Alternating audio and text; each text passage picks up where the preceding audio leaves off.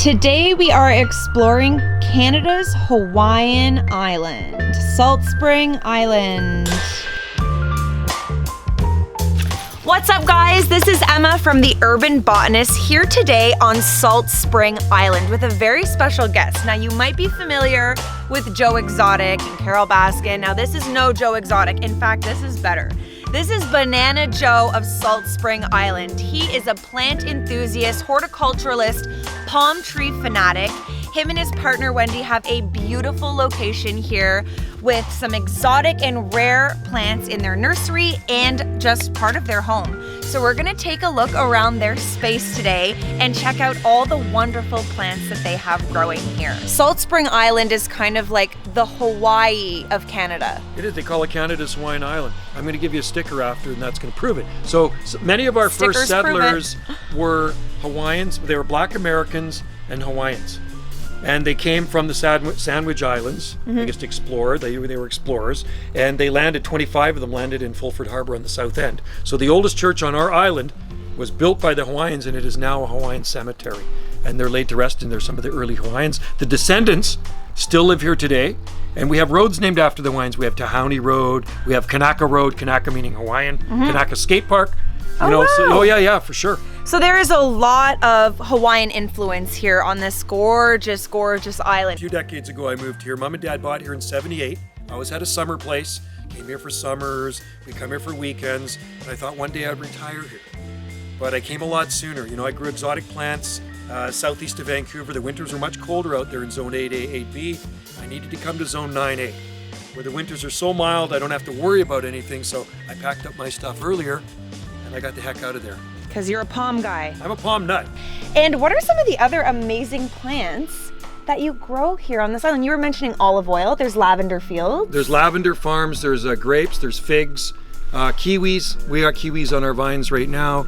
Bananas. Lots of people grow bananas, but they're really grown for, they're Japanese fiber bananas. So they're more for the ornamental beauty. Hardy citrus. There's citrus growing out here too. So these ones here, I got the seed, actually, it came from Tasmania. Via California, but that's where the seed was collected, in Tasmania. Okay, I'm just gonna let you smell that. Wow. You smell that? So, and we have more fragrant ones in here. There's a nice one over by the fence there. It's a Eucalyptus nitens. And these ones here are mountain gum. So these are Dallerium pleana, and these ones are probably upwards of 100 feet tall, as you can see. That's no lie. And you started this from seed in the 90s. Yeah, I planted these in the early 1990s here, and Wow. I grew them. I grew most of our eucalyptus trees from seed in this garden, and a lot of the palm trees are grown from seed. And what's so amazing is that these plants are growing, not in Australia, but right here in Canada on Salt Spring Island. That's right.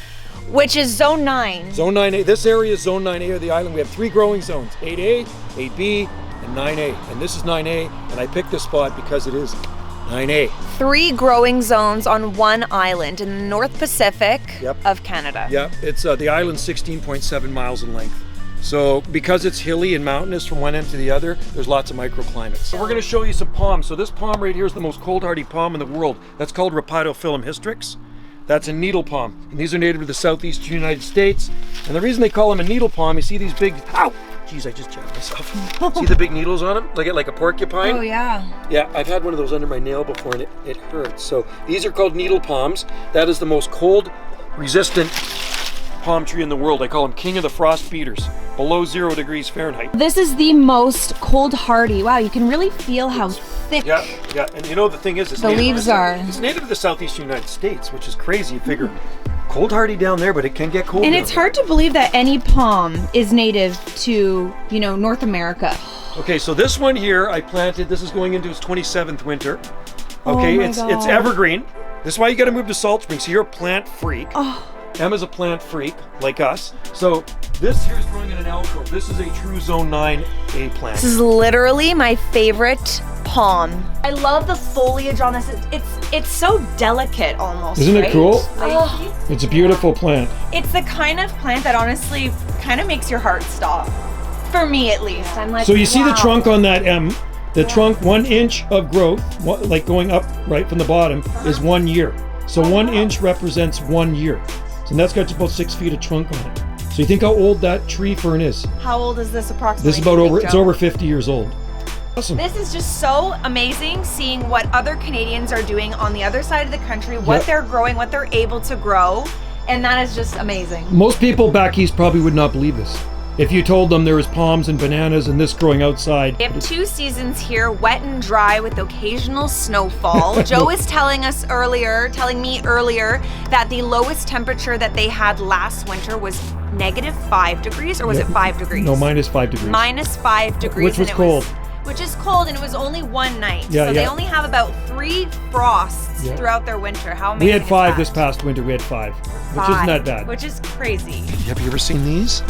You know, Is this a japonica? Yeah, these are Fatsia japonica, Fatsia Japanese Aurelia. So japonica. where you are, they're houseplants. Yes. Yeah, so here they flower in the winter, Wow. and they're evergreen, and they like shade, and they like dry shade. It's very poor, rocky growing conditions here. We have long, dry summers on Salt Spring Island. So this doesn't really get water at all until it rains on it, right? And look at how nice it looks. Looks really happy. So it looks the same year round. It's nice. thriving. It's thriving in poor rocky soil. This is a strawberry tree. And you can see some of the fruit up there. You see that little round fruit up there, and see them here? So that is a Arbutus unido compacta, native to the southwest coast of Ireland and parts of the Mediterranean.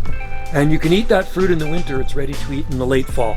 They're like big strawberries. They grow all through town. This is another Fatsia tree. Yeah. And then you can I see love those. They're awesome. And then we mass plant palms. Like we have thousands of palm trees on the property.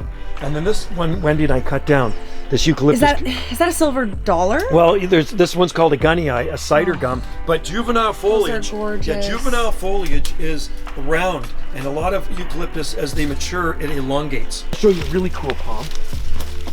This one I grew from seed about 17 years ago. Very slow growing. It's native to Chile. It's called a Chilean wine palm. And I got the seed from Switzerland, Locarno, Switzerland.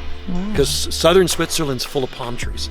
A lot of people don't know that. Lugano and Locarno is a palm growing mecca at 46 degrees north latitude. Same latitude as Portland, Oregon. They grow everything there. And that's where I got the seed from, a 100-year-old one that's growing there. Somebody sent me. Pretty cool, eh? That is very cool. That is Jubea. Oh, look at the bulb on it. Yes, Jubea chilensis, and very slow growing. And there's a very large one growing in our town. So this here, all these palms down here, this is from me throwing seed. Okay, when I throw seed around, it just grows. So this is a hybrid. This is hybridized with another one. And this is your regular windmill palm. See the fingers on this one, how they're spaced apart? See the ones how they're a little bit tighter on this one? See it's more tight, the fan, and stiffer than this one? See how this one's bigger? Yeah, so this is a hybrid of that. Two have cross-pollinated to make that one there. So this is all just from throwing random seed down here. So this used to be a forest in here, right? Wow. And my buddy said, Joe, you got to utilize the slope. Get rid of the cedar trees and this and that. So I came down with the chainsaw. I guess that was maybe 2010, 2011, and I cut them. So I carved tiki faces in them. There's tiki faces in these guys, right? That's the stump left. This was all shaded forest. And then I started planting. I started using this slope to plant stuff. And then I created this garden here, right? Here's Niagara.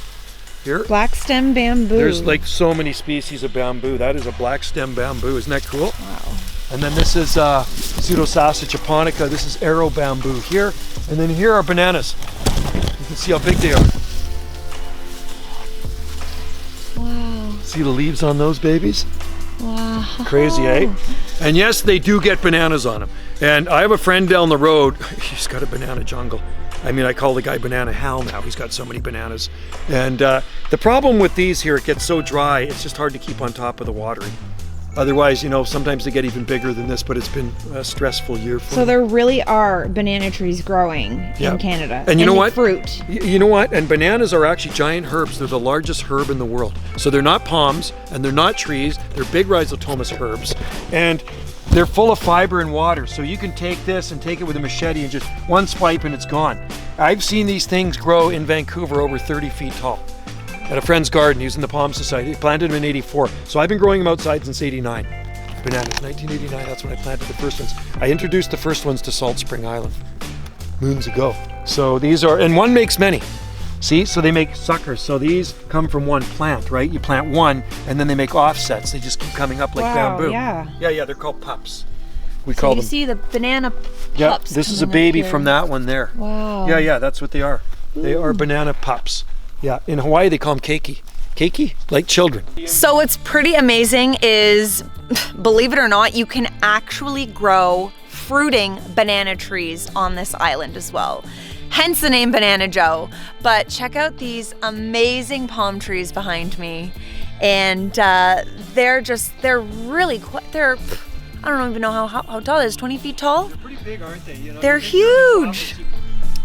Yeah, it does. So this plant probably looks familiar to a lot of people. This is an English ivy, and it just grows wild here on the island and in BC, and it's actually considered a weed. It's an invasive species. It's crazy. Oh, like seriously, Emma, there's so much of it here. Like, look at it. It's all ivy. It's like taking over. It strangles things. Yeah. Like it's a nice. No, I think it looks nice. Ground on the banks, but it holds up the banks. But It does. when it gets in your garden, it takes over. Well, it'll strangle these Wagnerianus. These are Trachycarpus wagnerianus, and they will. So I got to keep it away from them. Once it grabs on, I cut this tree down in the spring. It was right to the top of it. So this is a male Cannabis sativa. They grow everything here. Oh yeah, if it's exotic, we grow it. You know what? And you don't have to smoke pot. You can just You grow don't. it for fun, right? You- Because you look at the leaves; they're absolutely beautiful. Look at how tropical these are. Aren't they awesome? They're gorgeous, and honestly, I love the smell. Oh, I like that. Doesn't. I love the aroma. See this little guy right there? Oh yeah. Is it a soft fly or is he pollinating? Oh, it's a little bee. No, he's pollinating. It's a type of bee, I think. Sorry, it's a type of fly. Is it It's a fly. Okay. soft fly? Not a soft Believe it fly? or not, that is a fly. And what I find so interesting, one of the many things that I find so interesting about insects is the behavior that insects have. So whenever you see an insect like this, for example, a fly, that has the black and yellow stripes, that's called Bayesian mimicry, where it's mimicking A wasp. It a looks like wasp. See, it's working its abdomen. It's to evade not even predators. this. Look at the size of that. That's a hummingbird. That's a robin's egg. Good. Yeah, good comparison. And that is a hummingbird's nest.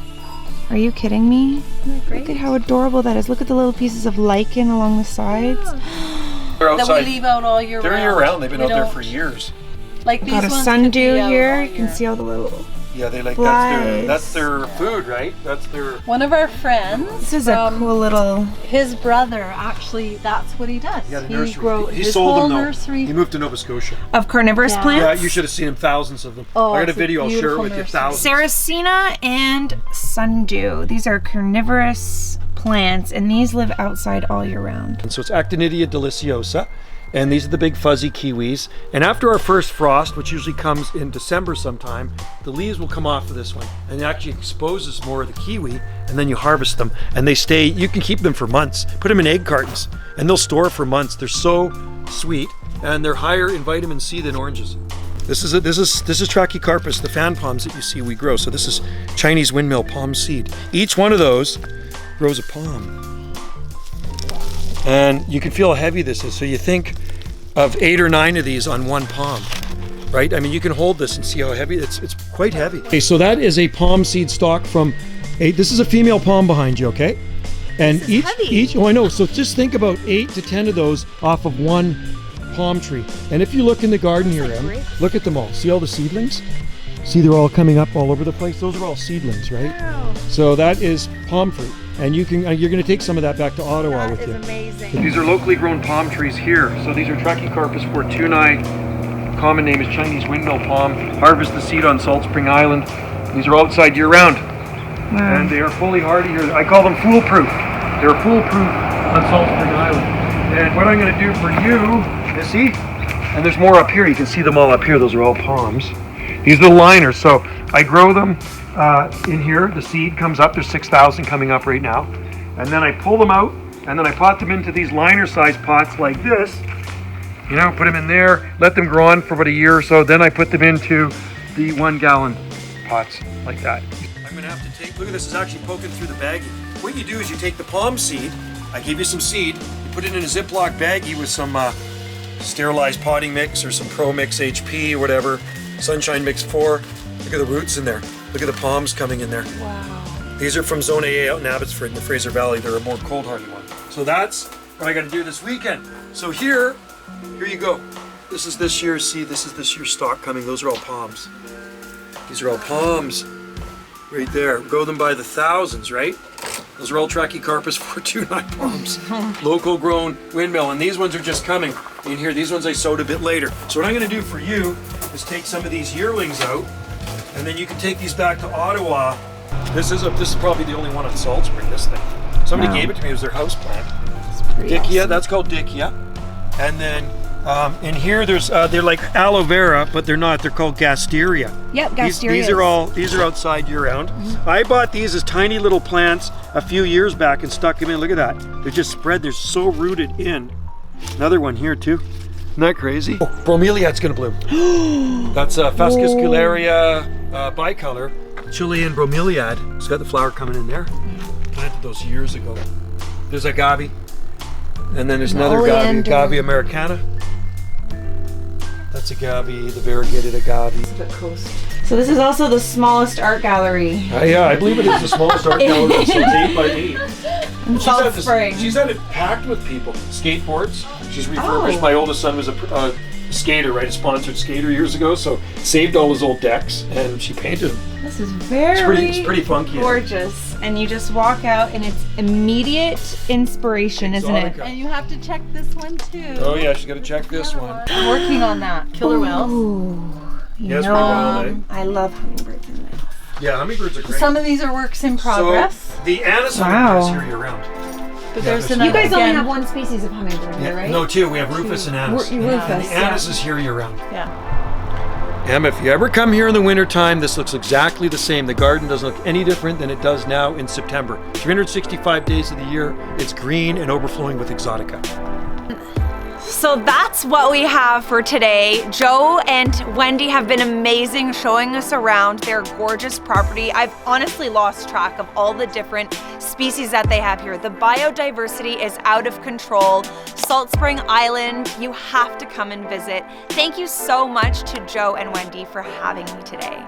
We'll see you in the next video.